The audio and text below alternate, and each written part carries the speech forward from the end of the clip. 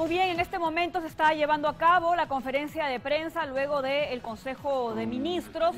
El ministro de Salud, Hernando Ceballos, acaba de anunciar que efectivamente se cierran las playas, las piscinas, las lagunas, los ríos, incluso aquellos que tienen posibilidad de recibir a personas durante el 31 y el 1 de enero para evitar aglomeraciones tal y como se había advertido en los últimos días, y además ha aumentado a 116 el número de casos confirmados con la variante Omicron del COVID-19. Vamos a escuchar entonces lo que señalan los demás ministros también respecto a esta situación. Estamos escuchando al ministro de Educación, Rosendo Serna. Entonces, todos estos temas requieren de urgente atención. Estamos iniciando nuestro trabajo y creo que con la ayuda de todos los sectores, porque la tarea del sector de educación no es solamente tarea del ministro, del director regional o del director de la UGEL, sino es compromiso multisectorial, porque hay que tratar el tema y en situaciones críticas con mucha mayor razón. Por eso es que en mi gestión, ustedes que están presentes aquí, puedo señalar y mostrar con total firmeza el hecho de la transparencia, el hecho del trabajo y la convocatoria, y estar atento a su necesidad de cobertura a efectos de atenderlo de mejor manera, porque creo que en un país civilizado lo que tenemos que hacer es confrontar ideas, pero también seguir avanzando en función del respeto mutuo. En ese sentido, reitero el agradecimiento y siempre a su disposición cuando ustedes lo crean conveniente. Muchas gracias. Muchísimas gracias, señor ministro. Continuamos con la ronda de preguntas por parte de la prensa, recordándoles que es una pregunta por medio de comunicación. Iniciamos con Diana Falcón, de RPP. ¿Qué tal, ministros? Buenas tardes. Acaban de señalar que el 1 de enero y el 31 de diciembre no se hace el ingreso a playa, es una cercana a riberas de ríos. Le hacen la consulta al ministro de Salud, ¿no?, para que precise el alcance de esta medida, ¿no?, del cierre de las playas el 31 de diciembre y el 1 de enero. No garantizan el distanciamiento. Señora Mirta Vázquez, ¿en base a qué se ha hecho esta aprobación? ¿Se ha tomado en cuenta los riesgos de contagio de la COVID-19? Y por otro lado, ministra, esto es más que una pregunta, un pedido. Usualmente en estas ruedas de prensa llegan ministros como el titular de Salud, el ministro Pedro Franque, a cuales agradecemos su presencia y participación en estas ruedas de prensa. Sin embargo, no hemos visto ni durante la gestión del expresidente del Consejo de Ministros, Guido Bellido, ni durante su gestión la participación del titular de la cartera de Transportes y Comunicaciones, Juan Silva. ¿Podría usted hacer este pedido y participe en las próximas ruedas de prensa? Porque su cartera es bastante cuestionada. Gracias. Sí, muchas gracias por la pregunta. En principio, respecto al empadronamiento de colectivos, a ver, conforme es una disposición dada por el Ministerio de Transportes y Comunicaciones y también obedece a una medida que hay que cumplir. El Congreso de la República aprobó la ley 31096, donde regulan el transporte de colectivos no en la ciudad de Lima, pero sí en las provincias donde no había otro tipo de transportes. Entonces, obedece también a hacer un registro de cuáles son esos colectivos que se están, digamos, en este momento, cuáles son, dónde están, hay que identificarlos, y también el tipo de transporte que se está utilizando. Entonces, no es una medida conforme lo han indicado del propio Ministerio de Transportes y Comunicaciones, no es una medida que otorgue ningún tipo de autorización ni habilitación a este tipo de transportes, pero efectivamente vamos a ir mirando cómo se desarrolla, porque el objetivo, conforme lo ha manifestado el ministro, es tener un diagnóstico de este tipo de unidades.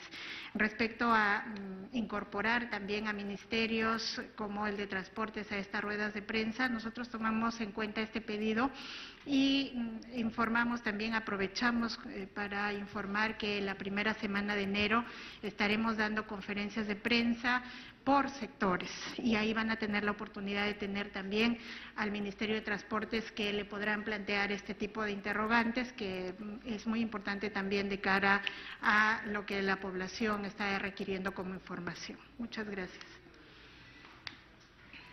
Continuamos con Jimena Carrasco de TV Perú. Muy buenas tardes, ministros. Mi pregunta es para el titular de Educación. Si bien el ministro se han dado a conocer las disposiciones para el retorno a la presencialidad o semipresencialidad para el año escolar 2022, quería saber, en base a su explicación, si es que nos puede dar detalles de qué es lo que va a suceder exactamente con aquellos menores que no han tenido igualdad de oportunidades para poder asistir a sus clases. ¿Se hará de repente la enseñanza diferenciada con aquellos que sí han podido cumplir plenamente con su jornada escolar? Y para el ministro de Salud, si se ha confirmado mediante estudios científicos que la variante Omicron, su tiempo de incubación es mucho menor que las otras variantes, si es que se ha visto realizar de distintos cercos epidemiológicos con los tiempos menores a 5 o 6 días como estamos acostumbrados a ver. Gracias. Bien, respecto a la pregunta, creo que ahí habría que hacer un análisis respecto a la normativa que está vigente. Todo es perfectible, vamos a tener que replantear. Ahora, es un aspecto importante, sí, el atender esa brecha que no ha tenido conectividad y que ha tenido dificultades respecto al aprendo en casa. Allí, por ejemplo, el tema de las carpetas de recuperación, hay que mejorarlas. Yo tengo otro planteamiento que voy a discutir al interior del propio Ministerio ya a efectos de dar una salida mucho más operativa y ejecutiva respecto a la recuperación. Hay la necesidad, y he escuchado al ministro de Transportes también, el tema de estar preparando toda una propuesta que permita atender con el Internet libre a las zonas más pobres, y eso tenemos que hacerlo en coordinación con los gobiernos locales, a efectos de cerrar esa brecha de no conectividad y no atención. Nosotros tenemos identificado por regiones cuál es el número de alumnos que se han desconectado, es que han abandonado temporalmente la educación, el sistema educativo, han retornado por situaciones de migración también, porque la crisis económica ha hecho de que la gente se traslade de un lugar a otro.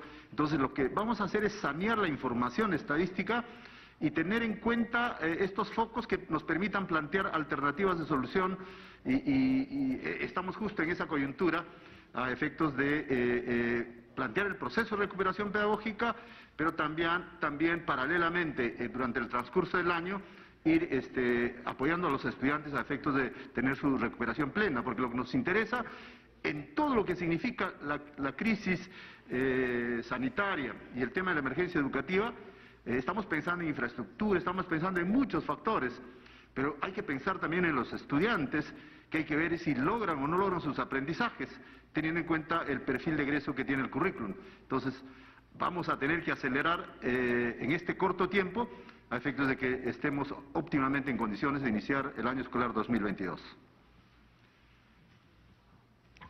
Sí, es muy interesante su pregunta, porque además tiene que ver con un tema de docencia en la ciudadanía. Efectivamente, la variante Omicron se contagia, se transmite con mucha más rapidez y presenta también los síntomas con más rapidez. Incluso hay algunos estudios que señalan que la mayor parte de los pacientes presentarían los síntomas dentro de los primeros 5 días, efectivamente, y podría tener una evolución más corta también el Omicron como enfermedad.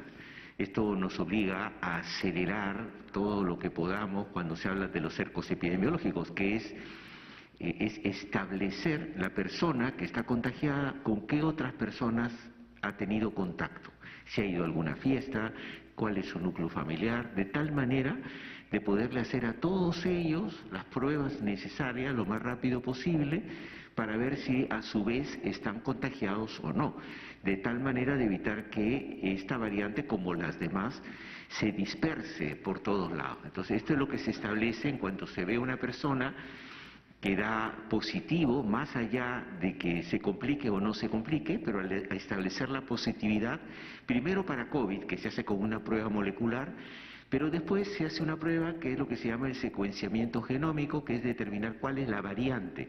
Y aquí es donde podemos detectar, porque además ahora el Instituto Nacional de Salud está utilizando nuevos mecanismos para ver si se producen algunas muestras que nos orienten a ir a buscar más rápidamente esta variante Ómicron. También hemos establecido, y vamos a establecer en las próximas semanas, puntos de secuenciamiento en distintas partes de Lima del Ministerio de Salud. Ya tenemos puestos móviles en el norte del país para de manera rápida establecer el cerco epidemiológico con las pruebas moleculares y además empezar con una vacunación también masiva en los lugares donde se detecta cualquiera de las variantes, ¿no? Y en este caso la Ómicron con mayor razón por la rapidez con que contagia. Bien, entonces ha sido parte de esta conferencia de prensa de los ministros. Hay que reiterar los anuncios más importantes, ¿no? Se cierran las playas, las piscinas, los ríos, todas las zonas de descanso de estas áreas, ¿no? Los días 31 y 1 de enero para evitar aglomeraciones. Vamos a ver si efectivamente se va a cumplir, ¿no? Porque hay playas que están en zonas privadas, a ver si ahí se van a hacer o no operativos para evitar la aglomeración de personas. Y lo que también se ha anunciado es que ha aumentado el número de casos con Ómicron. 116 son las personas detectadas que se han contagiado con esta variante del coronavirus. Vamos a continuar con más.